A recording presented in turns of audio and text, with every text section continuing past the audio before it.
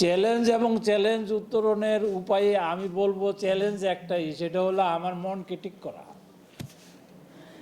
উত্তরণও এখানে যে আমার মনটাকে যদি আমি সঠিক পথে নিতে পারি তাইলে এটার সমাধান হবে। কীরকম?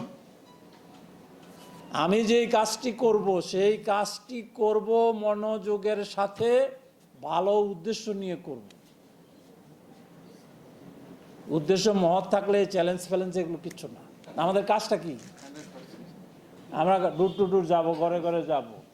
এর মধ্যে তো বন্দুক স্ট্যান্ড গান নিয়ে আমাকে কেউ বাধা দিবে না। এখন তো এই অবস্থা না দেশে, এটা কোনো আমলই ছিল না।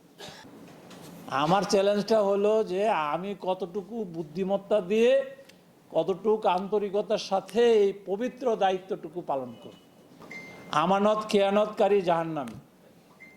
আজকে আমাদের উপর যে আমানত, 18 কোটি মানুষের দেয়া যে আমানত, সেই আমানত রক্ষকের অংশীদার কিন্তু আমি আপনারা সবাই। আমানতটা কি? আপনি কলমের আগায়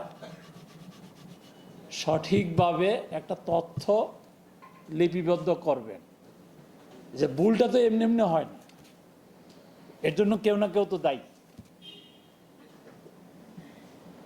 আজকের যে পেরেশানি, এনআইডি নিয়ে যে আমাদের যেই বদনাম, এটার জন্য যদি আমি এক ভাগও দায়ী হয়ে থাকি, আমাকে কি ট্যাক্সের পয়সা দিয়ে বেতন দেয় না? আমার এই এক ভাগ ভুল কেন হবে? জনগণ বুঝে না, জনগণ বিভ্রান্ত হইতে পারে, ভালো মন্দ মিলা জনগণ মিসগাইডেড হতে পারে। কিন্তু আমি যেখানে বসে আছি সেখানে বসে থেকে যদি ভুল করি, সেটির দায় কার? সেটার দায়িত্ব তো কারোর উপর বর্তাবে। আপনারা, আমি কঠিন ভাষায় সবসময় বলি, আপনারা সতর্কতার সাথে এই দায়িত্বটুকু যাতে যাদেরকে দিয়ে করাবেন তারা যাতে সতর্ক থাকে এবং নির্ভুলভাবে যাতে একটা ভোটার লিস্ট হয় সেদিকে খেয়াল রাখব। কারণ ঢাকার আশেপাশে আমরা যারা চাকরি করি, আমরা হইলাম আপ ডাউন অফিসার, আমি নিজেও।